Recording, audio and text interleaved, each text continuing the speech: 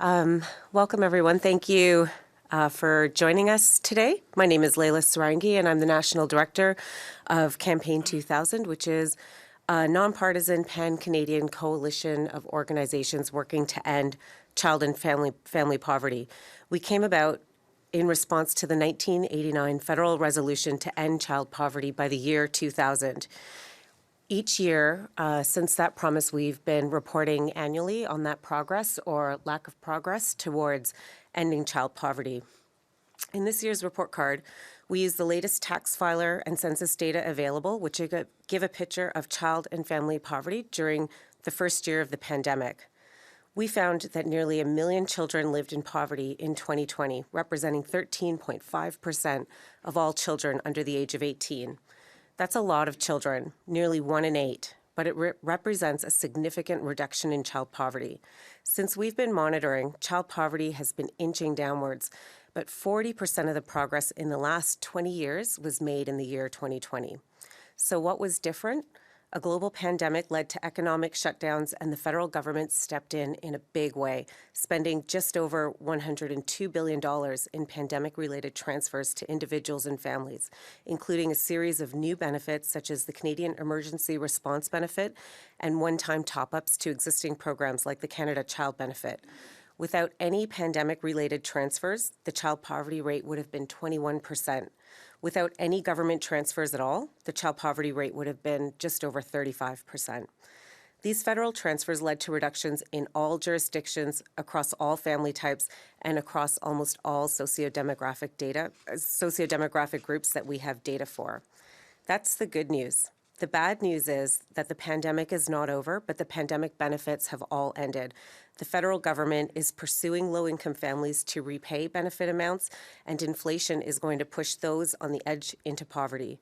Data shows that food insecurity is on the rise, and Statistics Canada is projecting a rise in poverty in the years 2021 and 2022. My last point is one that I really want to underscore. The data paints a very stark picture of ongoing systemic inequities in our society. The child poverty rate for racialized children is 15%, but for Black children alone, it jumps to 18.6% and 26.3% for Arab children. 30% of children in lone mother-led families live in poverty, and for First Nation children living on reserve, the child poverty rate is 37.4%. The National Report Card on Child and Family Poverty puts forward 50 recommendations. Some are longer term, like ensuring that the child care system is built on a $0 to $10 a day maximum sliding scale fee, and that all expansions in that system are public and nonprofit. But others can be done quickly, as they were in the pandemic. The report card recommends these places to start. Immediately stop pursuing families and individuals on low income to repay emergency benefits and end all the clawbacks related to child benefits, which continue to be ongoing. Invest into the Canada Child Poverty Supplement to the Canada Child Benefit that targets low-income families, and repeal legislation that ties that eligibility to immigration status, and research and develop a parallel cash transfer system for marginalized individuals who don't file taxes. We cannot go backwards. Poverty is a policy choice, and the federal government has the choice to build back better. Thank you, and I am going to turn it over now to Senator Rosemary Moody. Thank you. Thank you, Leila. So as a member of Canada's upper house, my role is to take the long view on issues and to be committed to ensuring the rights and needs of vulnerable groups are front and center for the long term. I believe that children deserve a special focus because they are our future and our precious resource. Poverty is a policy choice. I believe it is misguided to believe that poverty is inevitable. This report is an extremely important piece of work, and its findings should change how we as parliamentarians do our work. I support the findings of the report wholeheartedly and call on our government today to make the choice to end child poverty. I can say with confidence that if they do so, they will find help from friends amongst parliamentarians eager to work with them to get this work done.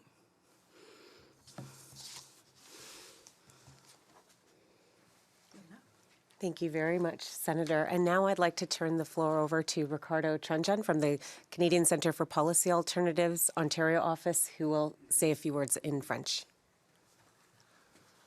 Bonjour, moi c'est Ricardo Tranjan, je suis économiste politique, chercheur principal avec le Centre canadien de politique alternative. Moi, je suis aussi les co-auteurs de rapports qui c'est plus focusé sur l'Ontario. Moi, je ne voulais pas nécessairement répéter ce que mes collègues ont déjà dit, mais plutôt, moi, je mettrais l'accent sur la question de la volonté politique. Souvent, les chercheurs comme moi et aussi les gens qui sont engagés, les experts qui sont engagés dans les débats à propos de la pauvreté, des fois, on passe beaucoup de temps à parler des petits détails, des jeux plus techniques, des différents types de programmes. Et ces questions-là sont très importantes dans un moment donné, mais souvent, on oublie un peu la question de la volonté politique. Et là, je pense que ces rapports nous donnent une très claire, beaucoup d'évidence sur le fait que quand les gouvernements ont décidé d'agir, l'impact c'était immense, c'était direct et c'était senti par millions de familles sur le terrain. Et que là, on a décidé encore de couper des ressources qu'on avait mises à disposition de ces familles et que là, les familles sont en train de avoir des difficultés encore. Encore là, les provinces partout au Canada, à ce moment, ils profitent d'excédents budgétaires, en partie au cause d'aide du gouvernement fédéral. On est en train de négocier encore davantage de subventions du gouvernement fédéral pour le gouvernement provincial. On a des ressources, on a des moyens, mais dans ce moment-ci, on décide de laisser ces familles, de laisser ces enfants grandir en pauvreté. Et ça, c'est notre choix. Merci. Thank you very much. Up next is Terrence Hamilton, Policy Specialist with UNICEF Canada. Thank you. UNICEF Canada is a longtime member of the Campaign 2000 coalition, and we remain as proud as ever today of this important work. As Leila mentioned, my name is Terrence Hamilton, and I am a domestic policy specialist with UNICEF Canada. As UNICEF's official representative here in Canada, we consider ourselves the flag bearer organization for the Convention on the Rights of the Child. And I would like to take a moment to highlight what this latest report card means for children's rights and well-being here in this country.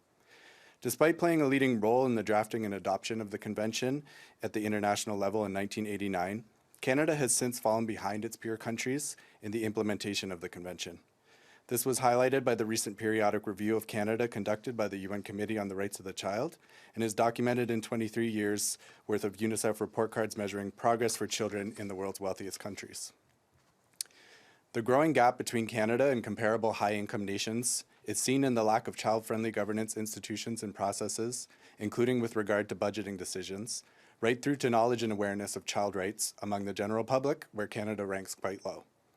In this context, a sizable gap persists between Canada's rate of child poverty and the best performing nations. In the most recent overall report card, Canada ranked 30th among 41 OECD and EU nations. Many Canadians, including the parliamentarians that we talk to, are surprised to learn that Canada ranks so low. But the reality is that Canada spends just 2/3 of the average across OECD countries on social protection programs for children and families.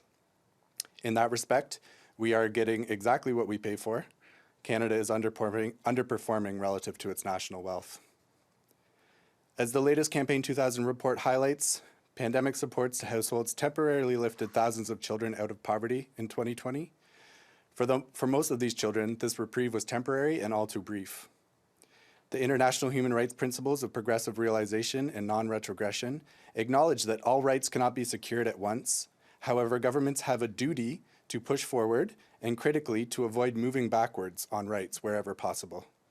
In their most recent recommendations to Canada, the UN Committee calls on Canada to, quote, establish ambitious annual targets to eliminate child poverty, in particular among Indigenous, African Canadian, and other minority children, into poverty reduction strategies and public monitoring and reporting on outcomes at national, provincial, and territorial levels.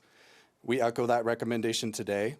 A rights-based approach to child poverty is long overdue, and coalitions such as Campaign 2000 highlight the wealth of experience, expertise, and commitment that Canadian civil society holds when it comes to ending child and family poverty. And as this latest report card shows, our governments have the tools necessary to do so. So we look forward to following up on these recommendations and supporting their implementation. Thank you. Thank you, Terrence. And last but definitely not least, Sabrina Teklab, student and family advocate at the Center for Resilience and Social Development here in Ottawa. Thank you. As Leila mentioned, my name is Sabrina, and I'm a student and family advocate working for a community nonprofit here in Ottawa called the Center for Resilience and Social Development. I'm honored to be here today, to be speaking with you all today, but I wish the circumstances were different and we weren't talking about the need for more policy solutions to address inequities of child and family poverty in this country. In our work, we see that the lessons of the pandemic are stark, the lessons of post-pandemic are stark, and our responses need to be just as prompt.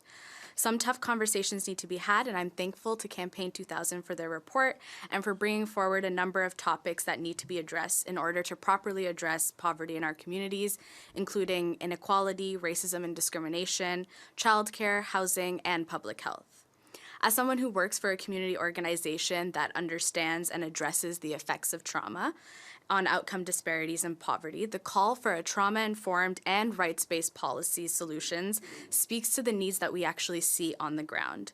We work specifically with racialized, newcomer, and immigrant communities, and we see firsthand how systemic racism and institutional inequities directly relate to child and family poverty.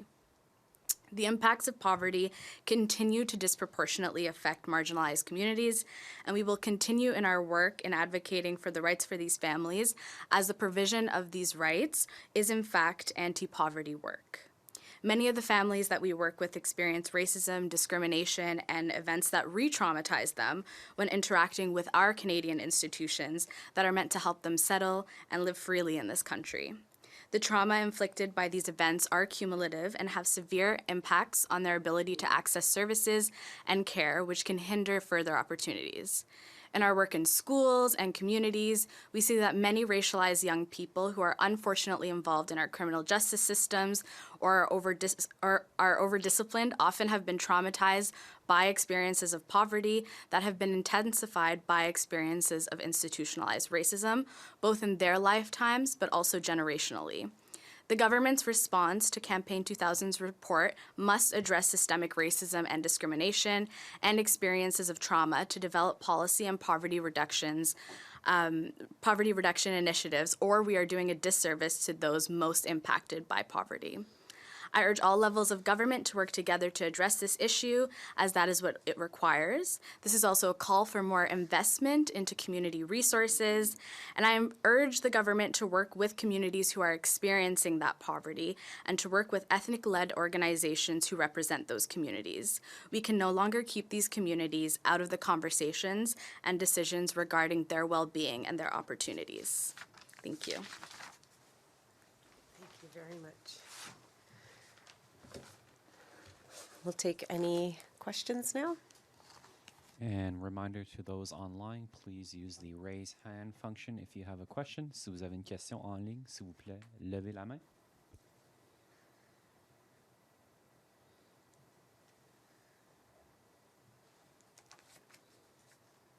I don't see any questions right now, but if you have anything else to add, now would be the time. Did you want to add anything else? I think, no. Okay, thank you. Thank you very much. Oh, read the report card, please. I will add that there are over 50 recommendations in the areas covering inequality, public health, housing, childcare, income security, and decent work. So please do look at those. Thank you. Thanks. Yeah, that was really great. Thank you so much. Thank you.